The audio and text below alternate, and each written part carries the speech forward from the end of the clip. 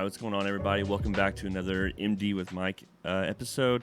I'm still not totally sure the direction that I want to go with this. As of right now, I just kind of have some notes over here on the side of just like some songs we went through. Because I don't think every Sunday that there's going to be specific moments that necessarily happen. I think last week it was, or I guess week before last maybe, it was one of the recent weeks that there wasn't really a lot to talk about, so there's not really a lot to post on. So actually, it could have even been the last episode now that I'm thinking about it, where I just kind of rambled a ton. So I'll try to kind of make it a little more concise this time around and simply be able to walk through certain songs and how I MD them. And then if there's certain, what do you want to call it, certain instances that I need to point out, then I'll obviously address that. But overall, I think week to week, I'll just kind of break down a couple of the songs that we do that I feel like need breaking down or that have cool moments or potentially cool parts. And then kind of walk through what was good, what was bad, that sort of deal. So this past Sunday we did What a Beautiful Name, kind of mashed up with Agnus Dei in the key of D, straight into Names by Maverick City, and I think maybe Elevation is in on it. But it's an E flat, so right at the gate, it's a pretty tough transition since they're only a half step apart. So that was one thing to kind of keep in mind as we transition through these. Anytime you have a mashup or some sort of a break, anything that's different, I always make sure my team kind of knows and is aware of that. And then Names was super tough. I guess I'm just kind of giving you a summary of the video. Names itself is kind of tough because it's down almost the entire song. And then you just kind of slow build through the bridge, and then you're back out again. The bridge is exceptionally difficult because it plays through the chord progression 7 times. And as musicians, and if you know anything about worship, we work in 2, 4, 6, 8. Like, we work in segments like that, because then you can either just double everything or you single everything. You know, if there's the What a Beautiful Name bridge, you're playing through it 4 times, so you know that each time is just going to get a little bit bigger until you're full swing into the chorus. Well, this one's especially difficult because you don't go full swing into the chorus afterwards. You basically have 7 times to build it up and then get off, and then you're back out again. And so it's like, well, okay, how do we do that, and how do we manage that while it's still making sense, still sounding as it should, but also not just going so far past what it needs to, but also without it not getting big enough. So let's just kind of jump in here.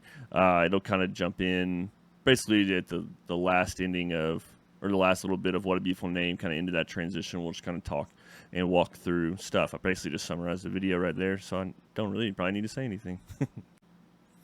LOL, I was on the wrong screen, so I stopped the recording instead of started it here. So here we go.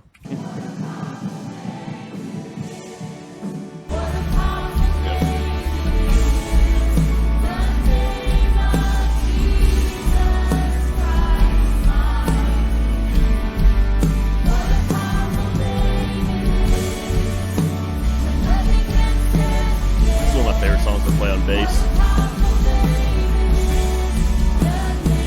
You get so big and cool. Stay big, stay big.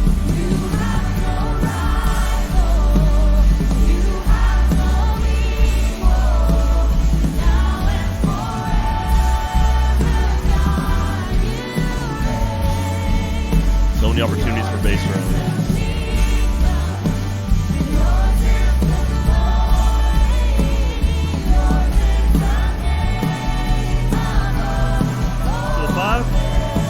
Hold it. It's that transition. 1 and 2 and off. Shouldn't have bass slid, but hindsight's 2020. I wasn't going to, and then thought about it too late.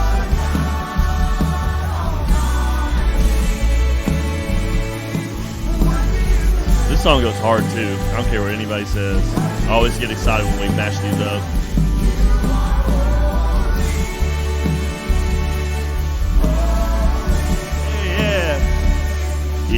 Ethan and I's kick pattern locked in.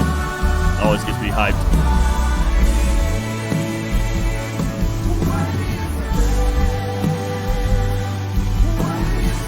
Stay big here, stay big. Play it out here. I don't remember playing this run right here. Nope, not that one. Maybe it was.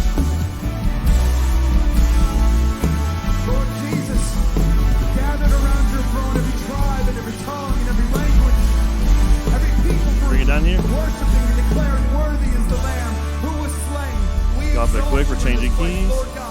You alone are worthy. All right, so a few things to unpack there. Obviously, that key change part at the end, make sure to communicate to them. Actually, let's go ahead and back up. I made sure right back here on the to count whenever we're going to, fall off, but also as we're transitioning to Agnus Dei, that 1 and 2 and off. So that way everybody knows kind of what's going on. We can all end together, come back in together, especially with the way we're set up on stage. We're not always the best about keeping both in-ears in. I'm definitely guilty of that. And so we have orchestra over to our right. So there's percussion over there. There's the horns.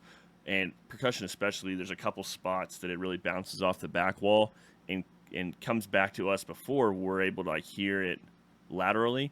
And so it's really, because our front of house guy, David, he'll tell us that, something is like on when I'm like, dude, there's no way it's on. I can promise you it's like a beat off. And he's like, no, it's on. And so it's a weird little like triangle of bouncing if we have an ear out. So that being said, being able to count those sorts of situations to the team really helps, especially for those of us that have an ear cracked, an ear out.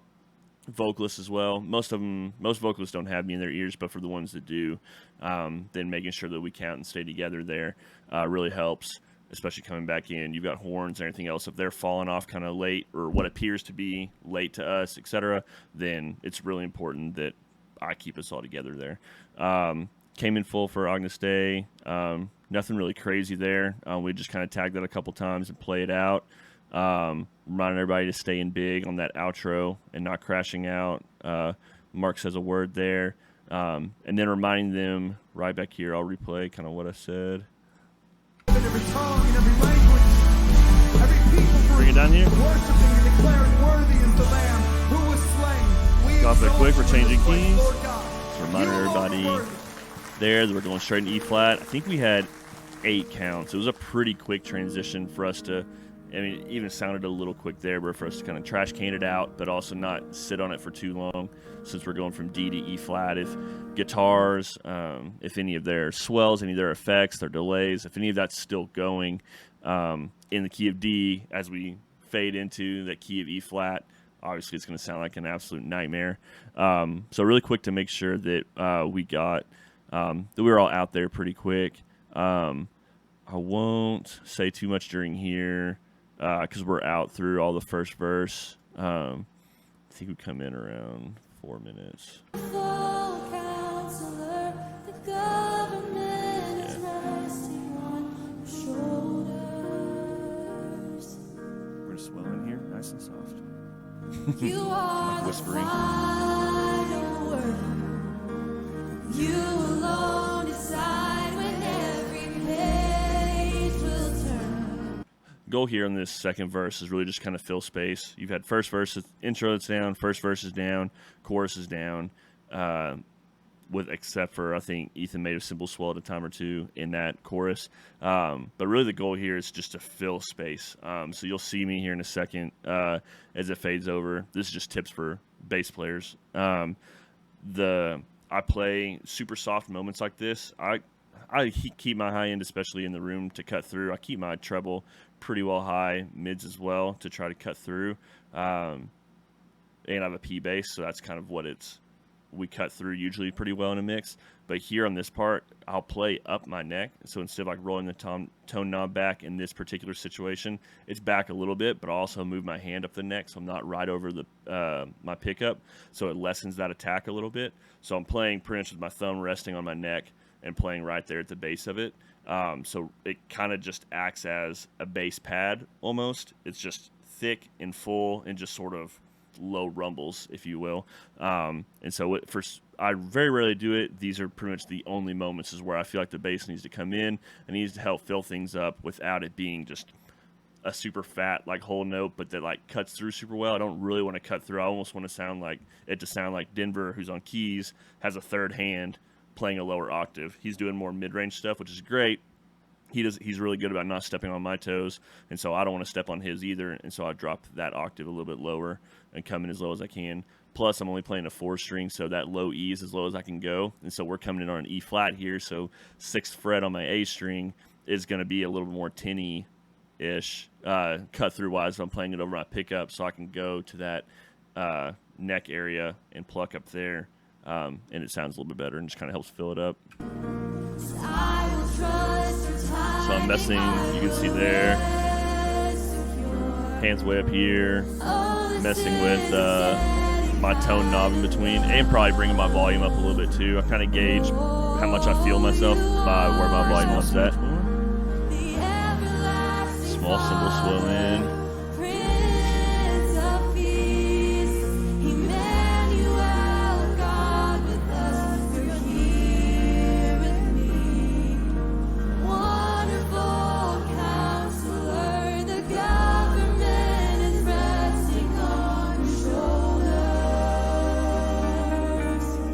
Back into the chorus again.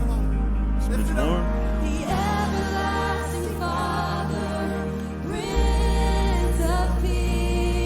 So you can't really hear it here, but I asked for a smidge more from Ethan, our drummer, or just really from everybody, just very small smidge more.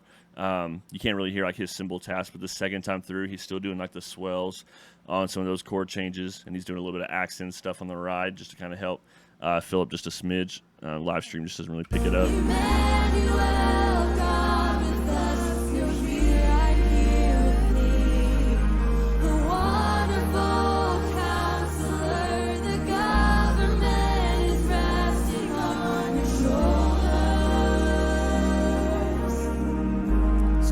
Bum, bum, bum, bum. So the horns coming in right here, not that they weren't supposed to, like that's how it's written, but the names recording doesn't fall out here, but they do bring it down a smidge. And so I made sure the band knew that we were going to stay in right here. Otherwise it would have been super awkward for us to all come down, but then that's where the horns come in.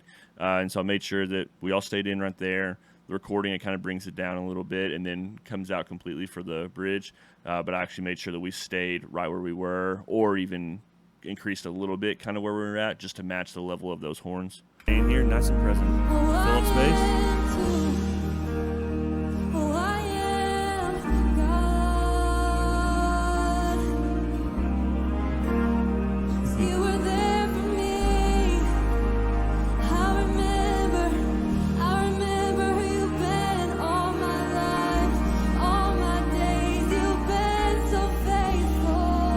High school, by the way. Oh, I spoke over my MD note. I think I was telling Denver he did a good job. You'll be able to hear when we drop out on this these first couple times through the bridge. He's so good on the Nord. The tone's there. He's a good keys player. Overall, it just really fits really well. Nice Denver. Sounds good. Yeah. Bring it down. Keys only.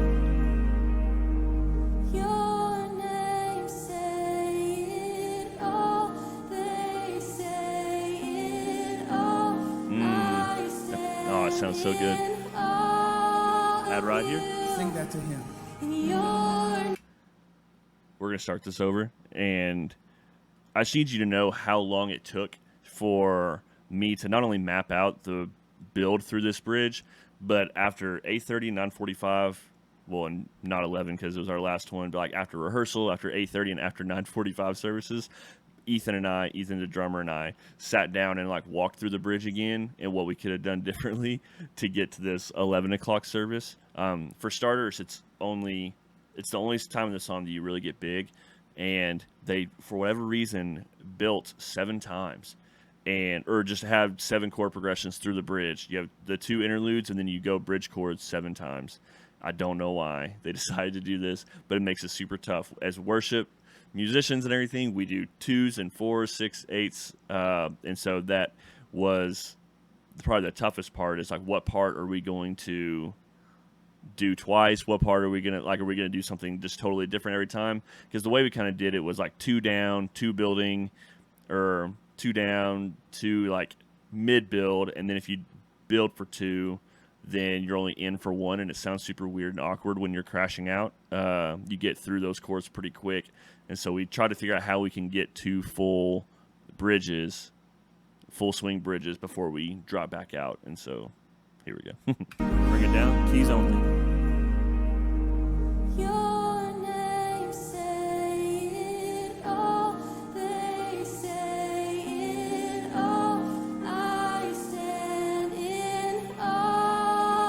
side here. Sing that to him. Your name say it. So he's just kind of doing soft, like eighth notes, kind of. So what I'll do it here, kick on beat 1. Everybody kind of start coming in.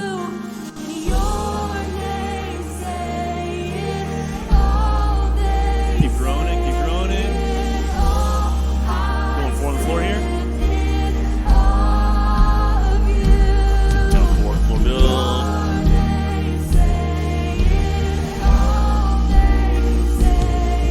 Yeah, keep growing it, keep growing it. We're going into a build, straight build. This is the 5th time.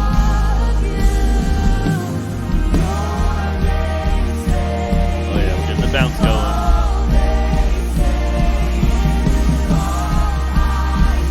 Really drive, we're going full swing.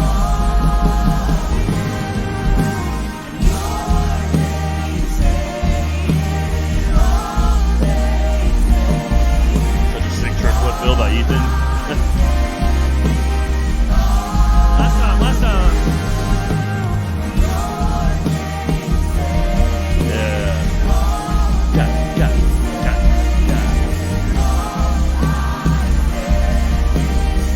Bring it down, bring it down.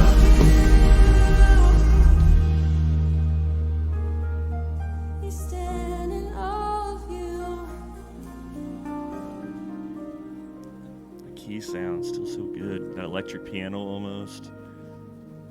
Everlasting Father. And then we pretty much fade out and we're done there. Peace. It was a really fun set this week and a really everything seemed to like fit really well. Just these past few weeks, I think that the teams across the board, whether it's choir, and Mark's talked about this a lot, everything just kind of seems to be in a good place. I think it's really easy as a worship team, as choirs, whatever, to let this is me speaking to the choir, speaking from like my personal experience. I'll just speak from my personal experience. It's really easy for me to get frustrated, to get discouraged, to get wrapped up in the things that just don't really matter. And it seems over the past month that everything's kind of been shifting into a really good place. I think people seem to be enjoying, rehearsing and getting better, and everybody seems to be in a place of learning and teamwork, and toes don't seem to be getting stepped on as much. And I'm doing what I can from an MD point of view, just communicating with the band, and just as much as I can be for not being on staff, trying to be Mark's helper and right-hand man just in communication and just helping things over the years that have just kind of fallen through the cracks that have kind of added to the frustration of the team and to the frustration of the band especially. We're not always super deep, and so if we're playing on things Monday nights, Wednesday nights, rehearsals at night, special events, then 3 services, used to be 4 services on Sundays, and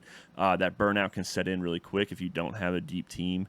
But what usually pushes that burnout the quickest is lack of communication, last minute things, etc. And so I've tried to do my part is MD, obviously on stage communication, but off stage as well, and just making sure. I mean, everybody I play with, they're my friends, and so it's not like we don't talk on a regular basis anyways. But up until the past probably year, maybe 2 years now, have really been a negative feeder and thriving off of that, and just kind of always living and sitting in that. And then it just got really exhausting and wasn't doing anything, especially as somebody trying to build their own business. If I'm just in a negative headspace all the time, the last thing I want to do is anything productive. And so trying to be that facilitator and still hearing people out, and still, I get frustrated still just as much, but trying to be the source of that solution as opposed to just feeding into it, I think has really helped a lot. Instead of me going around and stoking fires within our team, like, why not just try to put them out the best we can and be able to communicate to Mark and the rest of the team kind of what's going on, and just keep it all fun. This starts the stressful time of the year as we're prepping for Christmas, and so just doing what we can to keep everybody a tight-knit unit and having fun and worshiping and bringing our excellence and all that good stuff. It's a lot of things to juggle, but we practice so that we can get out of the way on Sundays, and that's that. So anyways, thank you so much for watching this episode. I hope it was helpful. Leave down in the comments like songs you'd want to learn, any questions you have. etc. And from here on forward, we'll kind of do this sort of thing. I'll put some notes here on the side. I want to do some live stream over me like doing actual MD note stuff, whether it's live on TikTok, live on YouTube, just kind of setting up my phone or setting up the live stream and walking through the notes as I'm typing them out for the team. Maybe kind of tough because of like copyright stuff. I obviously can't play music, but trying to figure out what I can do legally and kind of go from there. But I just want to bring value to you and other worship teams and all that good stuff. So hope this was helpful. And yeah, we'll see you in the next one.